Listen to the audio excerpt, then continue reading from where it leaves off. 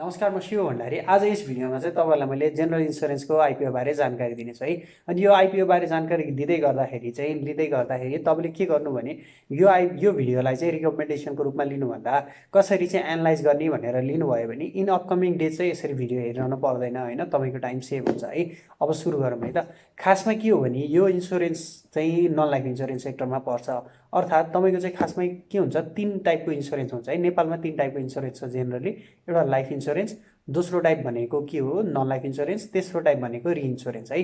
Life insurance भने तपाईँ हामी जस्तो मान्छेहरूको डेथ भएको केसको एगेन्स्टमा गर्ने इन्सुरेन्स अथवा रोग लागेको एगेन्स्टमा गर्ने इन्सुरेन्सलाई लाइफ इन्सुरेन्स भन्छ। दोस्रो टाइपको इन्सुरेन्स भनेको चाहिँ एकदम वाइड छ। तपाईँको यसले चाहिँ डिफ्रेन्ट टाइप्स अफ इन्सुरेन्स गर्न मिल्छ। जस्तै तपाईँको कुनै पनि तपाईँको घरमा बाइक छ होला अथवा कुनै साधन छ होला, त्यसको नि इन्सुरेन्स हुन्छ।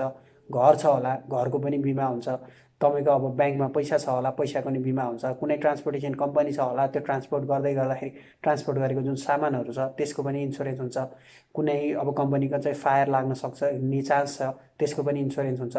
डिफ्रेन्ट यो इन्सुरेन्स चाहिँ एकदम वाइड रेन्जको इन्सुरेन्स हो भएको सेक्टर हो होइन, नन लाइफ इन्सुरेन्स सेक्टर भनेको। अनि अर्को तेस्रो टाइपको इन्सुरेन्स चाहिँ के छ भने रिइन्सुरेन्स। तपाईँलाई लाग्ला इन्सुरेन्स हो, तपाईँको इन्सुरेन्स गऱ्यो, वर्स्ट सिचुएसन आयो भने क्लेम पर्छ, क्लेम परेपछि इन्सुरेन्स कम्पनी डुब्छ भन्ने कुरा होइन। तर इन रियालिटी के हुन्छ भने यो लाइफ इन्सुरेन्स र नन लाइफ इन्सुरेन्स चाहिँ बाटो छ कि के भन्छ भने मिडिएटरको काम गर्छ कि तपाईँहरूसँग त्यो जोसँग क्लाइन्ट हो नि उसँग इन्सुरेन्स गराउँछ, इन्सुरेन्स गराएर आफूले प्रिमियम लिन्छ। प्रिमियम लिएपछि सबै आफूसँग राख्दैन कि, किनभने वर्स्ट सिचुएसन आयो भने त डुब्ने चान्स हुन्छ नि। त्यस्तो केसमा के गर्छ भने उसले चाहिँ आफूसँग भएको प्रिमियमलाई फेरि रिइन्सुरेन्स गर्छ, जस कारण चाहिँ उसले रिस्क ट्रान्सफर गर्यो नि। रिस्क ट्रान्सफर गरेपछि उसले बस्ने बाटो चाहिँ आफ्नो पहिले राखेको हुन्छ होइन। यो भयो इन्सुरेन्सको प्याटर्न है। अब यसको आइपिओ बारे जानकारी लिउँ है त। खासमा यो इन्सुरेन्सको कम्पनीले चाहिँ तपाईँको 30 लाख किता आइपिओ निष्कासन गर्न लागेको हो। 70 लाख किता चाहिँ तपाईँको यिनीहरूको प्रमोटर छ नि, यो जेनरल इन्सुरेन्सको प्रमोटर, यिनीहरूले हालिसक्यो। 70 लाख अर्थात् 70 करोड रुपियाँ लगानी गरिसक्यो होइन। अब हामी सर्वसाधारणबाट चाहिँ 30 लाख किताबाट 30 करोड रुपियाँ उठाउन लाग्छ। 30 करोडमा के छ भने 30 लाख कितामा तपाईँको 5% चाहिँ म्युचुअल फन्डले जहिले मोज गरेर भनिरहेको छु मैले तपाईँहरूलाई होइन। यो अब नियमै हो धितोपत्र बोर्डको, यसमा पनि तपाईँको 5% मोज गर्ने नै भयो। 1,50,000 किता म्युचुअल फन्डले लग्यो। अर्को कहीँ बाँकी कति रह्यो भने अब तपाईँको चाहिँ आफ्नो कर्मचारीको लागि 4% अर्थात् 1,20,000 किता चाहिँ आफ्नो कर्मचारीको लागि छुट्याएको छ। जुन भनेको कर्मचारीलाई चाहिँ अब सेयर दियो भने उनीहरूलाई काम गर्नको लागि मोटिभेसन आउने कुरा भन्ने कुरा हो, त्यो राम्रो पनि भयो है। अर्को बाँकी 27 लाख कति भयो, 27,30,000 किता होइन, 27,30,000 किता चाहिँ हामीले एप्लाई गर्न मिल्छ। अब हामीले एप्लाई गर्दाखेरि भनेको छ कति भने कि 10 किता एप्लाई गर्न मिल्छ कि 10,000 किता एप्लाई गर्न मिल्छ भने। अब 10 किता एप्लाई गरे पनि 10,000 किता एप्लाई गरे पनि तपाईँले पाउने 10 किता हो, त्यो पनि लकी ड्र नै हो। त्यही भएर 10 किताभन्दा बढी किन एप्लाई गर्ने, यो केस तपाईँले बुझ्नु है। यो केस बुझ्नुभयो भने इन अपकमिङ डेज पनि कति एप्लाई गर्ने भनेर आइडिया लिन मिल्छ कि। अब अहिलेको ट्रेन्ड अनुसार के छ, 6 लाख जति डिम्याट एकाउन्ट भइसक्यो। 6 लाखवटा डिम्याट एकाउन्टबाट चाहिँ तपाईँको आइपिओ एप्लिकेसन आइरहेछ। किता छ जम्मा 30 लाख किता। अब 6 लाख इन्टु 10 गर्दा 60 लाख हुन्छ। तर यसले दिन लागेको किता हामीले एप्लाई गर्न मिल्ने किता कति छ, 27,30,000 किता मात्र छ। 60 लाख रुपियाँ तपाईँको 60 लाख किताको लागि एप्लिकेसन आउँछ 10 किताको रेन्जले पनि। तर दिन लागेको छ 27,30,000 किता होइन। स्योर लकी ड्र हुन्छ नि। अनि मिनिमम 10 किता दिने धितोपत्रको नियम छ नि होइन। त्यही भएर यस्तो केसमा हामीले 10 किताभन्दा माथि एप्लाई गर्नै पर्दैन। तपाईँलाई लागिरह होला धेरै किता एप्लाई गरेपछि धेरै चान्स हुन्छ भन्ने कुरा, त्यस्तो नियम छँदै छैन। तर तपाईँले यति बुझ्नु कि धेरै किता हालेर तपाईँलाई धेरै पर्ने होइन। अहिलेको सिस्टम अनुसार जति किता हाले पनि 10 किताकै तपाईँलाई सबैलाई समान रूपमा लिन्छ। 10 किताको तपाईँले एप्लिकेसन दिनुभयो अथवा धेरैको दियो भने 10 कितै पर्छ। त्यही भएर तपाईँले 10 किताभन्दा धेरै दिन पर्दैन एप्लिकेसन यो आइपिओमा होइन। इन अपकमिङ डेज पनि तपाईँको चाहिँ थोरै आइपिओ छ, थोरै किता छ भने 10 किताभन्दा धेरै आइपिओमा एप्लाई गर्नु पर्दैन है। 10 किता अर्थात् तपाईँको पर किता 100 रुपियाँ, त्यो हो 1000 रुपियाँ है। अब त्यो भयो कति किता आउँदैछ, कति किता एप्लाई गर्ने भन्ने कुरा होइन। अब कहिलेसम्म आउँदैछ, कहिलेसम्म खुल्दैछ भने असोज 11 गतेदेखि 14 गतेसम्म खुल्दैछ।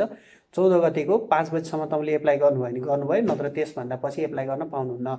सकेसम्म मेरो सेयरबाट तपाईँले एप्लाई गर्नुहोला। कसरी एप्लाई गर्ने भनेर मेरो सेयरबाट तपाईँलाई भर्न आउँदैन भने तपाईँले चाहिँ लिङ्क डिस्क्रिप्सनमा राखिदिएको छु, त्यो अनुसार चाहिँ आइपिओ भर्दा हुन्छ है।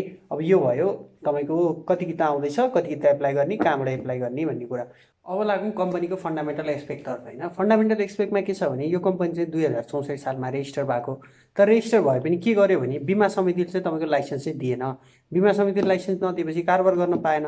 2075 साल जेठ 29 गते बल्ल लाइसेन्स पायो। असार 6 गतेदेखि काम गर्न थालेको होइन। काम गर्न थालेदेखि अहिलेसम्मको समय हेर्दाखेरि 2 वर्ष पार गरेर तेस्रो वर्षमा आइरहेछ होइन। तेस्रो वर्षमा आउँदै गर्दाखेरि तपाईँको बिजनेस ग्रोथ चाहिँ सेटिस्फ्याक्ट्री नै छ है। अब यसमा चाहिँ हामी नेटवर्थ कति छ, त्यसपछि इपिएस कति छ त्यसबारे बुझौँ है त। खासमा के छ भने यसको 74-75मा चाहिँ 102, 75-76मा 101, 76-70मा 104, 70-78मा 115, तपाईँको 78-79मा 128, 79-80मा 148। हेर्नु है, नेटवर्थ चाहिँ तपाईँको छ 102बाट 148सम्म ग्रो हुने भनेको छ। 74 सालदेखि तपाईँको चाहिँ 80 सालसम्मको त्यो स्टेटमेन्ट हेर्ने हो भने तपाईँको 70 पछिको त अब तपाईँको जस्ट एजुम्सन गरेको हो, योभन्दा अगाडिको चाहिँ रियल हो है। त्यसै गरी इपिएस पनि हेरौँ। इपिएस चाहिँ तपाईँको 74-75मा 2, त्यसपछि 1, त्यसपछि फेरि नेक्स्ट इयर 2, त्यसपछि 17, 19, 30, तपाईँको कति भनेको छ भने 79-80सम्म पुग्दाखेरि चाहिँ इपिएस 30 भन्ने छ होइन। त्यस्तो केसमा के छ, इपिएस पनि ग्रो भइरहेछ, नेटवर्क पनि ग्रो भइरहेछ, विच सिम्स सेटिस्फ्याक्ट्री होइन। त्यही भएर कम्पनी चाहिँ अलिकति ठिकै छ भन्न लागेको हामीले महसुस गर्न सकिन्छ होइन। त्यसै गरी के छ भने अब कुरा आउँछ है यहाँ। एउटा कुरा के छ भने अब यो इन्सुरेन्सले चाहिँ अब आइपिओ लिस्टेड हुन्छ, तपाईँको ट्रेडिङ हुन्छ होइन। ट्रेडिङ भएपछि के भन्छ भने अब ल यो वर्षको चाहिँ बोनस सेयरै दिने भएन, यो कम्पनीले त डुबायो भनेर कति हल्लाएर हुन्छ नि। अब यो यही प्रोस्पेक्टसमा पनि के गरेछ भने यसको चाहिँ मैले हेर्दाखेरि तपाईँको 76-70को त पाइनँ। 76-70को नपाएपछि अब यसले बोनस दिन्छ दिँदैन भन्न सकिँदैन। त्यही भएर अब 76-77को यसले बोनस दिँदैन भनेर अहिले लगभग कन्फर्म छ भने पछि डिक्लेरेसन आउँदाखेरि चाहिँ ए बोनस दिएन भनेर हल्ला गर्नु पर्दैन कि। त्यही भएर प्रोस्पेक्टस राम्ररी हेऱ्यौँ भने हामीलाई त्यस सम्बन्धी टेन्सन लिनु पर्दैन। अब यसले चाहिँ के भनेको छ 76-70सम्मको चाहिँ कुरा गरेको छैन। 70-78बाट चाहिँ उसले 5%, 78-79मा 7%, 79-80मा 10%, 80-81मा चाहिँ 15% चाहिँ तपाईँलाई बोनस दिने भनेको छ है। त्यही भएर बोनस सेयरबारे पनि पहिले हामी कन्फर्म भएर हेऱ्यौँ भने त्यसपछिको टेन्सन लिनु पर्दैन। यो भयो तपाईँको कम्पनीको फन्डामेन्टल एस्पेक्ट। योभन्दा अगाडि आइपिओको एस्पेक्ट, कति क्वान्टिटी तपाईँको लगानी गर्ने, कति किताब पर्छ, सबै डिटेल्सहरू भयो होइन।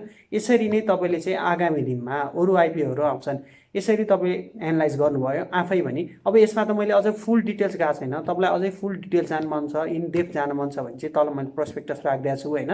त्यसको डाउनलोड गरेर चाहिँ त्यो प्रोस्पेक्टस अनुसार तपाईँले हेर्नुभयो पनि हुन्छ। त्यही अनुसार चाहिँ तपाईँले इन अपकमिङ डेज पनि यसरी नै तपाईँले आइपिओमा तपाईँ एनालाइज गर्न सक्नुभयो भने चाहिँ यसरी भिडियोको लागि चाहिँ तपाईँले आफ्नो टाइम चाहिँ अरू डिफ्रेन्ट कुराहरूको लागि चाहिँ युज गर्न पाउनुहुन्छ है। अब यो भयो आइपिओको कुरा होइन। अब नेक्स्ट भिडियो नआइन्जेलसम्म बिदा हुन्छु। हस् त, नमस्कार, जय नेपाल, ह्याप्पी इन्भेस्टिङ।